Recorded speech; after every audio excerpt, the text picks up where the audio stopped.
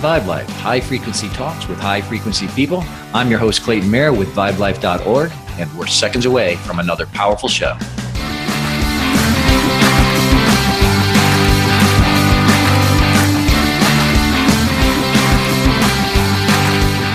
All right. Today's guest is a seasoned entrepreneur, a real estate investor, an author, a trainer, a coach, a 7-time Ironman triathlon finisher, and he's a personal friend. I have today with me the author of Visualfestation, Pete Adams in Breckenridge, Colorado. Pete, welcome to the show. I am so glad you're here. Thanks, Clay. I'm really excited about being on your show as well. Can't wait to get this conversation rolling. I know it's going to be a lot of fun. So, Pete, a little bit about your background. I just gave a little introduction. In your book, Visualfestation, you talk a lot about where you were at and the things that you created.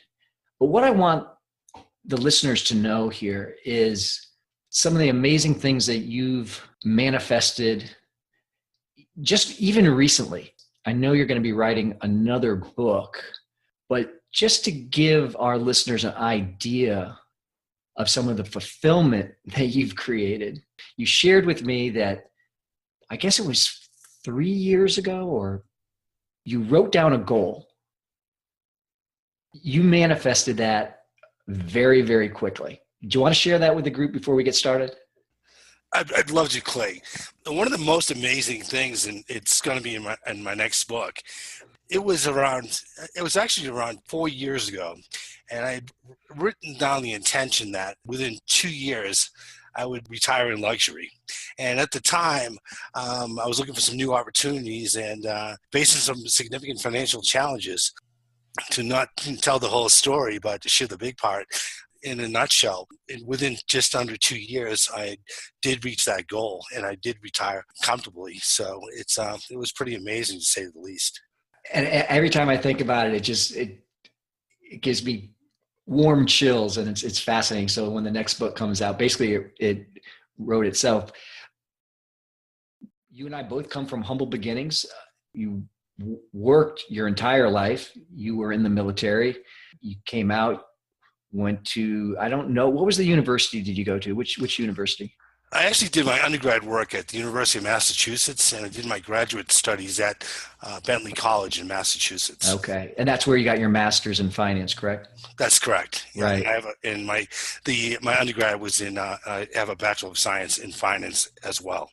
So, in your estimation, because you have a lot of education, anytime you get a 4-year degree and then top that off with a master's, you've spent a lot of time in education.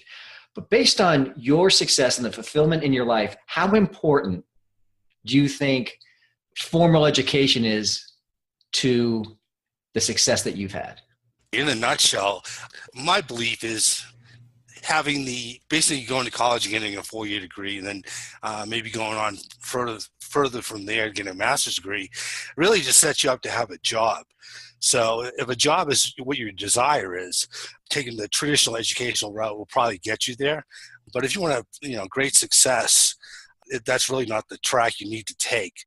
What I've learned is pretty much we create our reality and we create our own success. And a lot of that comes down to not doing what everyone else is doing. It's kind of going against the grain. And I think that's a real key to my success, was getting out of corporate, getting self-employed. Essentially, when you are self-employed, the sky's the limit. So I appreciate you sharing that insight. With that, Pete, let's ask the first question. What was the first book or audio or film that really resonated with you on a spiritual level? And what did you do after reading or hearing or watching that audio book or film? Sure. Actually, the first book that I read, which really resonated with me, was The Power of Your Subconscious Mind by Dr. Joseph Murphy. The book was so inspiring to me that as soon as I finished reading it, I began to read it again. Another book I checked out from the public library at the same time was a book called The Magic of Believing by Claude Bristol. And after reading these two books, it was clear that there was a way to manifest miracles if one could figure the process out. And realizing that there was so much more that I wanted in my life, I became totally committed to learning everything I could about creating the reality I desired. So after those 2 books, Clay, I was just on fire. I was reading everything I could find in the library, and before I knew it, I'd read everything in the library that was about professional development, and also some spiritual stuff, which was a big part of your subconscious mind. Basically, it just got me fired up, because when I read those, I was in a spot where I was pretty frustrated, to tell you the truth. I had been downsized from a corporate job, and it took a number of years until I realized that was really something that happened for me and not to me. Because if that never happened for me, I'd probably still be in corporate and still be doing the same old, and not really living the life that I enjoy now. Right. So after you started reading those books and really getting into the material, and it's interesting when something resonates with you, I'm like you, I just want to dive in and fill myself up with as much of that information as I can. I mean, I want to become saturated. So it's interesting that that's the approach you took. It wasn't a trickle effect. It was, you were in it and you were committed and you were excited. So after you started reading all of those books, how did your life change? What did you do differently than before? Probably the biggest thing, Clay, was I listened to Anthony Robbins' Personal Power. And at the time, I actually didn't have the money to purchase it. So I actually borrowed it from a friend of mine down in Sarasota, Florida. And I listened to the CDs, and I got really fired up. And I started doing what I call my hour of power.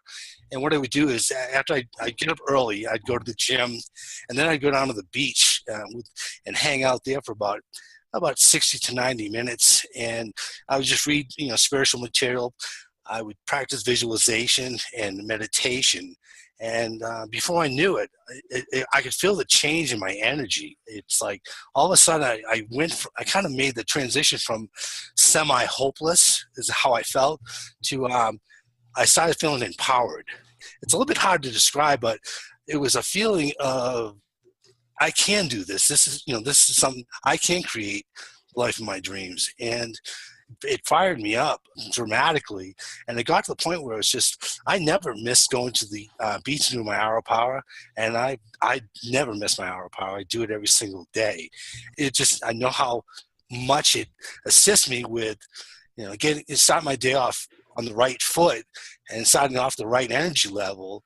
And if you read my book, it's like I've manifested a number of things, and I continue to manifest miracles in my own life. And it's exciting, is all I can say. I have read your book. A lot of great insight that you shared there. So if anybody out there hasn't gotten a copy of Pete's book, I highly, highly recommend it. So Pete, at this stage in your life, because you've done a lot of things, and I've known you for a number of years, and I've known you I met you shortly after the real estate crash in 2008, when the market really tanked, and where you had made a ton of money, had a lot of success, and then you took a big hit. And you've done it a couple times in your life. You have manifested tremendous financial success along with your personal success. I mean, you've done a lot of things that most people wouldn't even consider doing, like competing in an Ironman. So at this point in your life, how do you define a fulfilled life? Great question, Clay. For me, my definition of a fulfilled life is to have balance and happiness in all the major areas of your life, such as, being in a loving relationship, enjoying perfect health, having a close relationship with spirit, and for me, doing work that inspires you. Also, another biggie for me is having control over your time and being able to do what you want to do when you want to do it. And I'm blessed because that's how my life is. So, it's all about being in balance with everything, and not having lack in any of those major areas of your life. I think it makes a fulfilled life. It does for me. At what point, because you've had a lot of material stuff. You've had the Rolex, you've had the Lexus. When did that change? At what point did you say, you know what, these shiny objects just aren't so interesting anymore? Ooh, that's a heavy question, Clay. It really came down to when the markets crashed. We had a real estate company, a mortgage company, an investment company, and it seemed like, on the surface it looked like we were diversified, but if you call having different colored eggs all in the same basket diversification, I guess that's so. What happened was, when it crashed, we went down with the ship big time, and you realize that all that stuff isn't important at all to the quality of your life. It's just like all that stuff can show up and all that stuff can disappear overnight, and it did. It did for me. And on the way back, the journey back to the top, where we just got through doing, it's on this side now. I like care less about luxury items. To me, it's just they're just not important anymore. It's like it was like a phase of my life that's passed.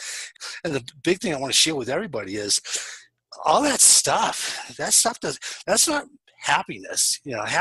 Collecting a bunch of overpriced toys to make yourself feel successful is not true success. And once hopefully you'll never have the opportunity to go through a major downturn like we did in Florida in real estate. You don't need to go down that road to figure out how to live life on your terms. Right. What I found personally for myself, Pete, and you and I've talked about this, is going after those shiny objects. While there's nothing wrong with having nice things, obviously, there's never anything wrong. It's the idea that, for me, what resonated with me finally was they weren't a via, if you will. They weren't an avenue that I needed to go down to get where I wanted to get to, which was a feeling place. So a lot of times I think, again, personally, striving for these material things was only with the belief that they were going to make me feel a certain way. And then once you get them, you start looking at those cars in the driveway, and it's like, wow, okay, that's nice. So what's the next thing I have to get?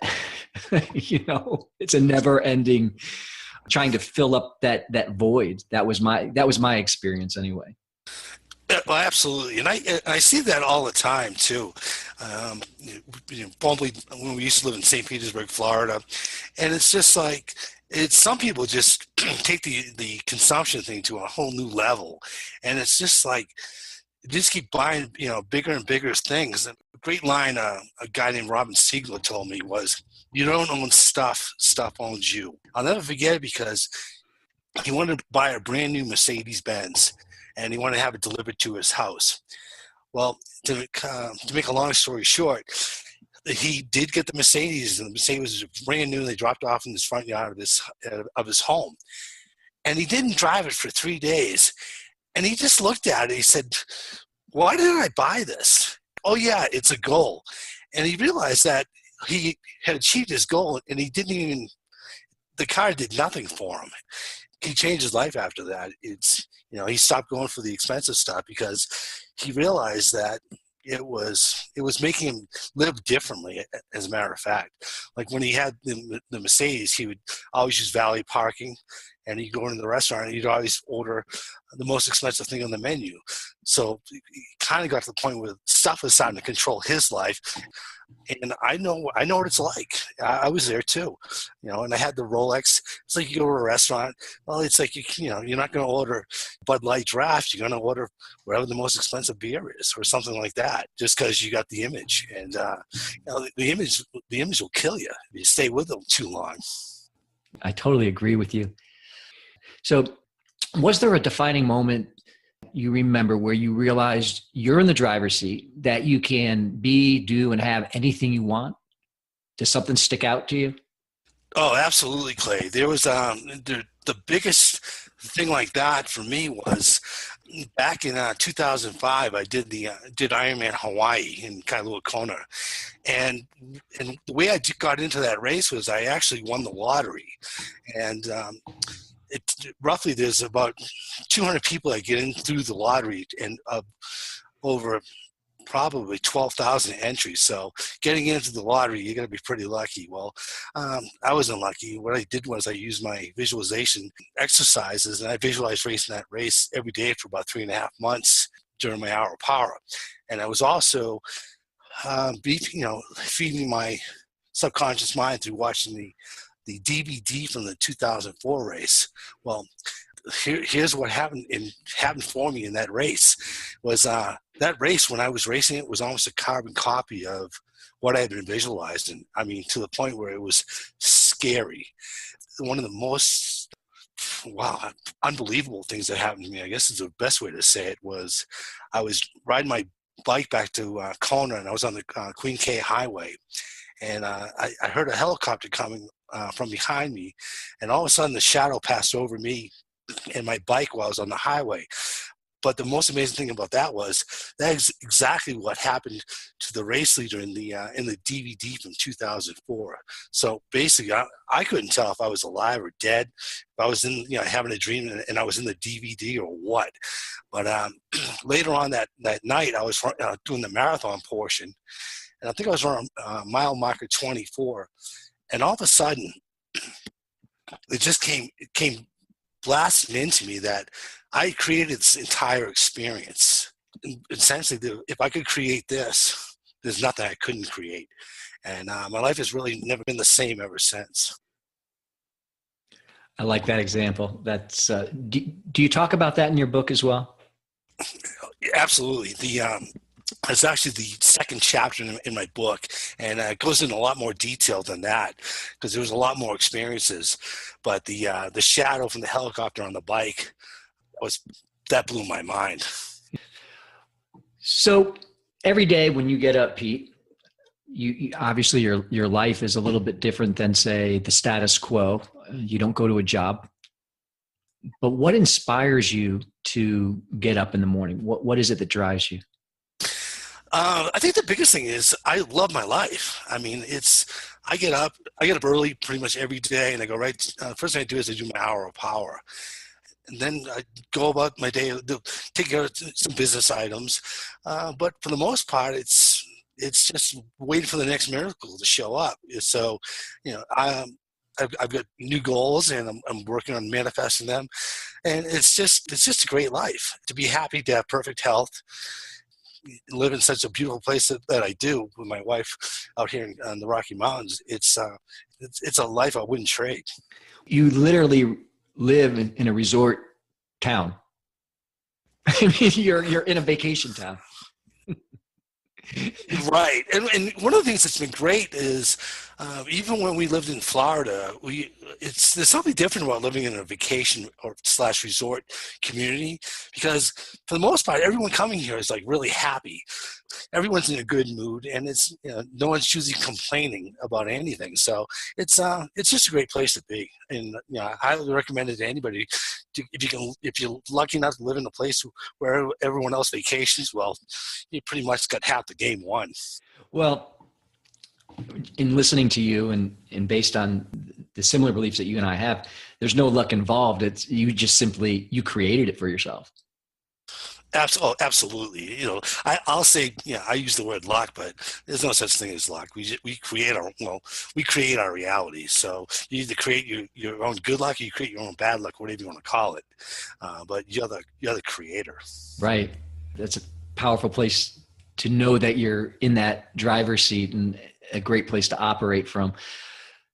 So you mentioned your ritual, which is your hour of power. You do that every day. And I'm guessing that's what keeps you centered in balance. Is there anything else that you do maybe throughout the day? Not for the most part. I just stay pretty much just focused on doing what makes me feel good, pretty much. And I lead a really happy life. I'm just blessed. So it's like I start off on the right foot with my hour of power, and you typically I'll read something spiritual. I'll do my affirmation statements. I do my visualization exercises, and major part of that is I have monster gratitude for everything I have in my life and all the things that are on their way to me. And being received gratitude really will change your life if you're not doing that already. All right. So you've got the balance. You know how to get centered every day. Sometimes in life we get little things thrown at us. Sometimes they're bigger. But can you explain or describe a recent example of, say, something undesirable and unexpected, maybe showing up, and what you did in order to bring yourself back to your preferential state? How did you handle that? Sure. Well, recently, back in Florida, we had a number of people turning over at the same time. We lost 3 key people. Basically, got hired away to another organization, and at the time we were a little bit stressed out. And basically, what it was, we had to do some rapid hiring. The way it all worked out perfectly for us was all the new people that came in were fantastic. And the people that we, transitioned to another employer turned out to be the best thing for them. Getting new people for us was the best thing for us. So it was a win-win situation. But at the time, it was a little stressful. The biggest thing I need to tell everyone is stuff is always happening for you. It's just how you interpret it is how you're going to is where you're going to put your feelings on it. So I always operate from the place where it's always happening for me. Even though right now it may not look that way, in the end, I know it will be that way. So that's your starting point. That's where you just, whatever shows up, again, if you don't understand why it's showing up, you're totally okay with it. You're just trusting it's all going to be perfect for you. Right. And the reason I say that, Clay, is, we've been friends for a number of years, and you've seen the ups and downs, and you know that in the end, it always works out perfectly. It's just while you're going through the different stages of it, we're working out perfectly. Sometimes it looks a little chaotic and stressful and crazy, but just trust that it's all working out for you, and you're going to get to the other side, and it's going to be amazing. I like that. I like it a lot. Okay, so thanks for that. Thanks for sharing that. And for those of you that didn't pick up on it, Pete and his wife, they own businesses in Florida, and they've created a lifestyle where they travel back and forth to Florida just to keep an eye on the businesses, and then they go back to Breckenridge and continue their lifelong vacation. So it's a great lifestyle that you set up. It just tickles me just to be a witness to that. So fantastic, Pete. Oh, sometimes, Clay, honestly, I look back, and sometimes I just need to pinch myself, because the journey has been, it's been exciting. Let me just put it that way. But it's so much better now than it was back during the crash. Sometimes I feel like I still need to brush ashes off the back of me, because I'm still, the fire was so hot, it's still burning someplace. Well, that's how they temper steel, right? I guess so, man. Awesome. All right, Pete. So let's just say you had a friend come up to you and they weren't doing so well. And they came to you and said, Pete, I'm kind of feeling hopeless and helpless. And they wanted your input. What would you suggest to them? What would you say to help them get back on their feet or back on track? Clay, the first thing I would tell them is start feeling grateful for all the good things that they do have in their life, instead of focusing on all of their attention on what's wrong with their life. Because that changes the vibration. Because when people are really down, it's almost like they get on this downward spiral, and all they can see is what's wrong, and it's bad now, and it's only getting worse. And the biggest thing is that's all in your head. That's just your mind getting out of control. and the biggest thing is I would tell this person is once they, can start changing it and start having some gratitude for what they do have in their life. For example, if you're alive, you've got something to be grateful for. And if you can start from there and remembering all the things that you do have in your life, if maybe you've got eyes, if you're not blind, you can see. If you're not deaf, you can hear. If you're not paralyzed, you've got the ability to have movement. And a lot of people, unfortunately, are not able to say that. So you're pretty darn lucky. You're just not paying attention to that fact. Mm-hmm. So it's all what we focus on. If I'm hearing you, it's about changing your focus and putting the focusing your energy and attention on those things you do have versus focusing on things that you say are lacking. Clay, absolutely. Because the biggest thing is we know this, we know this to be the truth, is when you're in that bad feeling place and you're feeling those ugly feelings of how bad it feels, well, guess what?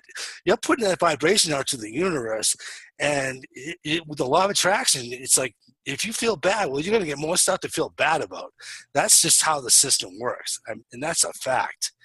And Mm-hmm. so if you can get out of that no man's land where you don't feel good, start feeling better, and keep changing that vibration, raising it higher and higher, the sooner it's going to get better for you. The sooner you're going to attract in the better circumstances, and your life is going to improve dramatically.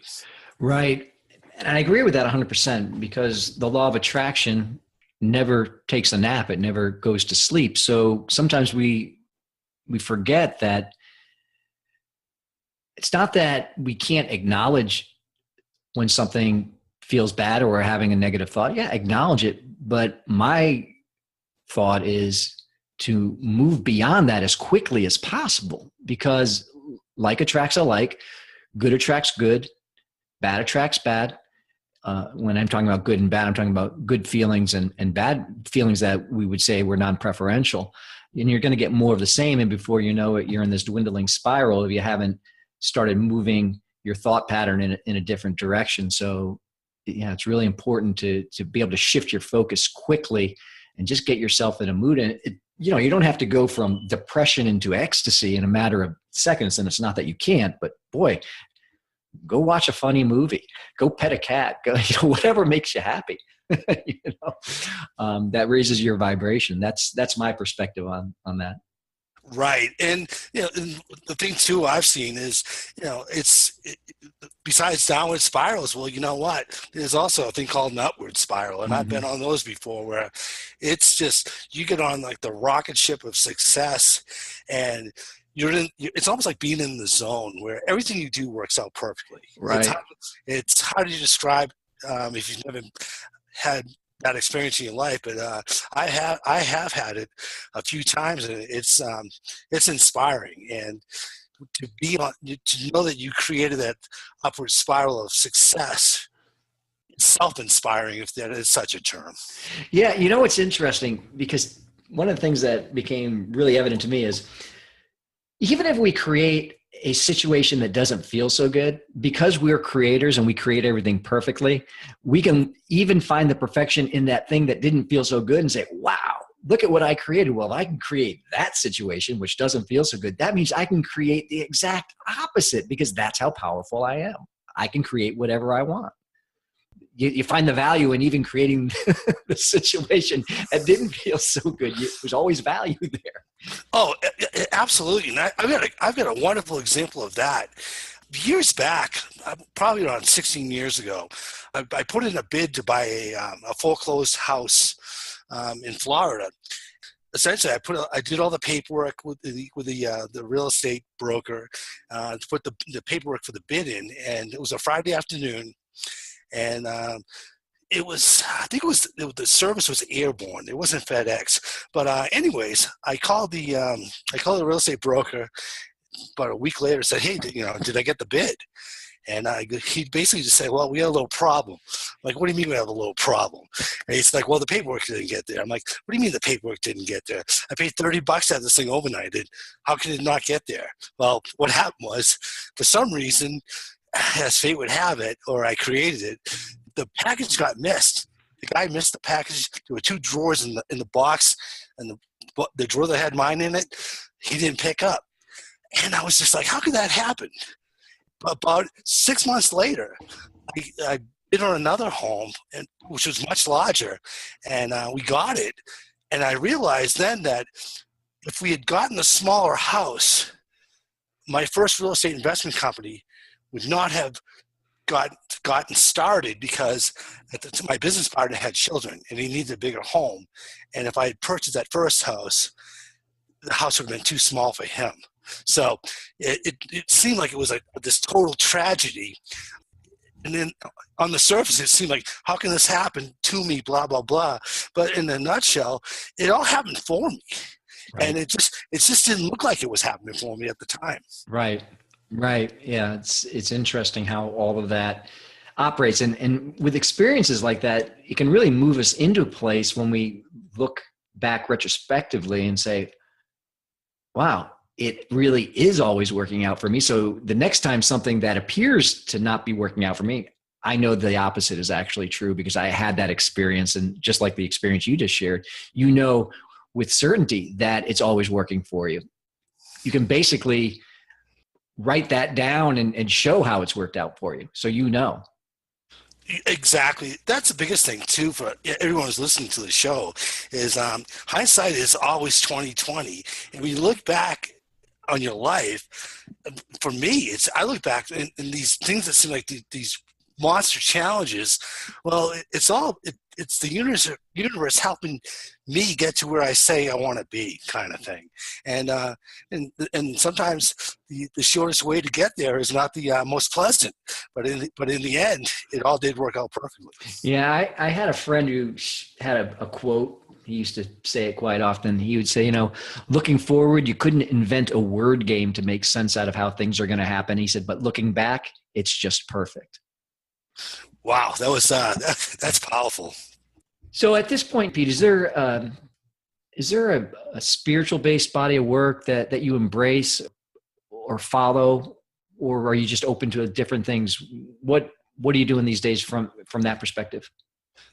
Clay, for me, I'd have to say it would be the Science of Mind work by Ernest Holmes. It's almost as if someone took my book, Visual Manifestation, and turned it into a organized religion. And I have a great story to share about that. It was funny. One of my friends said there was a bookstore down in Sarasota, and they're only open on Sundays. And I think they loved your book. So my wife and I, we drove down to Sarasota on a Sunday to go to what we thought was a bookstore. And in a nutshell, it wasn't. It was actually a Science of Mind church. And the bookstore didn't open until after the service, so we stayed for the service. And what was crazy is they started the sermon, and they're like preaching about concepts in my book, and I'm just like, my book's a religion. I'm like, this is crazy. And I'm like, well, I guess this is good I guess this is where I'm gonna start hanging out. But yeah, it was just amazing. So I do read the Science of Mind book pretty much every day, and it's almost like the religion behind the law of attraction or something like that. But it really resonates to me, and I enjoy it. Okay, well, thanks for sharing that. It's not something I'm familiar with, but the important thing, and I liked what you said, it resonates with you, and that's how I determine what is worthy of my time and energy in terms of reading or listening to. It's just, how does it make me feel? Exactly, Clay. And it's just like everyone can have their own, basically pick their own flavor, what works for them.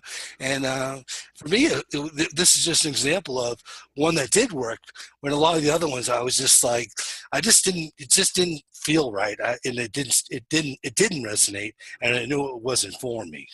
Gotcha. Peter, if you were talking in front of a group of children, looking back on where you've been over your life, what's something that you would share with that group that you'd want them to know that you didn't learn until, say, later in life? Great one. I think the biggest thing, Clay, I would tell them is there's nothing they cannot be, do, or have, and they should dream big. Another major one would be, I would tell them, never listen to anyone who says you can't have your dream or live your dream. Because most of the adults that kids run into, if they had a dream, they didn't follow it, and now they're just giving bad advice to children. It kills me when I hear parents say negative things to their children, which just aren't true, and it's just sad. So, hopefully our children will grow up and they'll listen to their own heart, and they'll follow it instead of listening to adults who kind of missed the boat. And they don't know why they didn't achieve their dreams, but they so far they haven't, and unfortunately they're giving their bad advice to their children, and it's sad. There you go. Follow your bliss. So what does it mean to you at this point to live life on your terms? Well, for me, I think it goes back to having control over my time. To me, time is, well, the appearance of time, and to do what I want to do with my time. That's truly living on my own terms, and and being fortunate enough to do what I love and love what I do, and to have perfect health, to have a wonderful relationship. I'm coming up on, Rob and I are going to be married 30 years this February. Wow, so, congrats. Yeah, it's cool, and to live out in the country, and I'm just blessed, Clay. That's living life on my terms. Just being able to wake up every day and be happy is priceless. So, Pete, you've done a lot up to this point in your life. You've gone down different roads career-wise. Athletically, you've been involved in, as an Ironman, Pete, let's face it, you've been a cyclist, a swimmer, and a runner. And for those of you who don't know what an Ironman triathlon is, Pete, why don't you go ahead and tell people what's involved in doing that? I'd love to, Clay. It's actually a triathlon. It's an athletic event, and essentially it's a 2.4 mile swim, 112 mile bike, and then a 26.2 mile marathon. It's all done in one setting. Essentially, you start off early in the swim. Time to get done, it's dark out. And one of the things that's really amazing that I'd love to share with the listeners is when I first started doing little triathlons, they're called sprints, which is more like a quarter mile swim, maybe a 12 mile bike, and then a 5K run. So I saw this magazine called Race Place, which they have down in Florida. And I was looking at the distances for this race called the Great Floridian, which is an iron distance triathlon. And I saw the distances, and I had heard about the Ironman, but I had no idea the distances, what they were. And I remember seeing that, and I'm like, it must take 10 years to train for that thing. That must be crazy. It's like borderline impossible, probably. Mm. And then 6 months later, I did it, and I was just like, wow. So the biggest thing I want to share with the listeners is what you think is impossible it's possible. You just need to change your mindset, because did it. And I had never even ran a marathon before. So I'm running around Lake Minneola at I don't know what time it was at night. I'm at mile 17. And I'm like, how is this even possible? And I just kept going. And then I finished. And it was almost like the next morning, did that really happen? Did I really accomplish that? And I did. And it was just like, what else have I been telling myself that's impossible, that is possible? So, for me, it really opened up it exposed a bunch of limiting beliefs that I had before then. So it's just like, if I prove that I can do the impossible, there's nothing I cannot be, do, or have. And that was actually before I started working in the law of attraction. So it was just a crazy good experience, and it just gave me a lot of confidence in all other aspects of my life as well. Pete, final question here.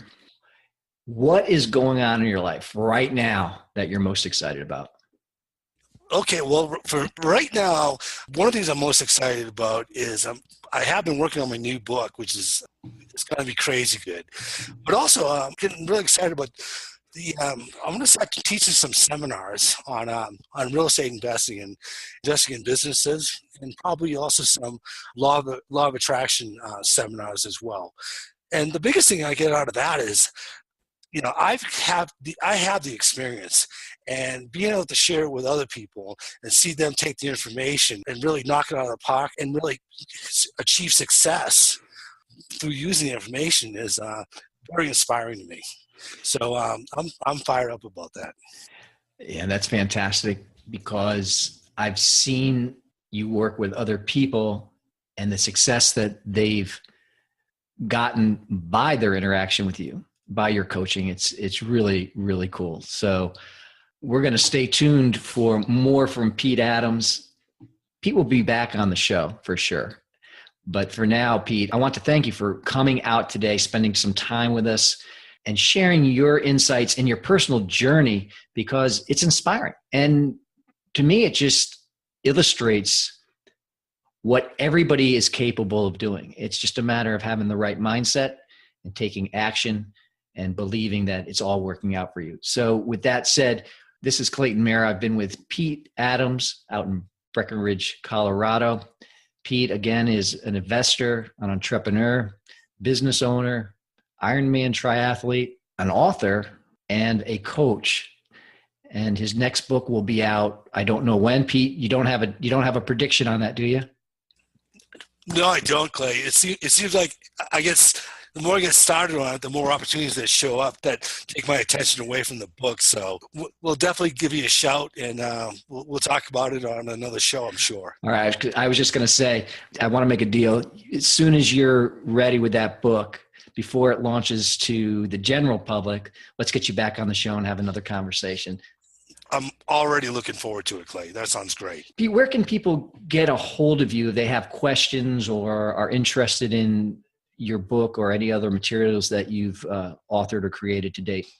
Sure. The title of my book is Visual Festation, and you can Google that word, and that'll pull up all kinds of information about myself. And our website is my name, which is peterdadams.com. So it's www.peter, then the middle initial D as in Delta, and the last name Adams.com. And we got some great giveaways out there if you sign up. We've got a blog. We give away some free ebooks. And it's, if you have any questions on the law of attraction, drop me an email. I'll be more than happy to answer any questions that you have. So don't be shy. That's all I can say. Fantastic. Pete, I appreciate you joining us today. That's it for this episode of Living the Vibe Life. Again, our guest, Pete Adams. Don't hesitate to contact him.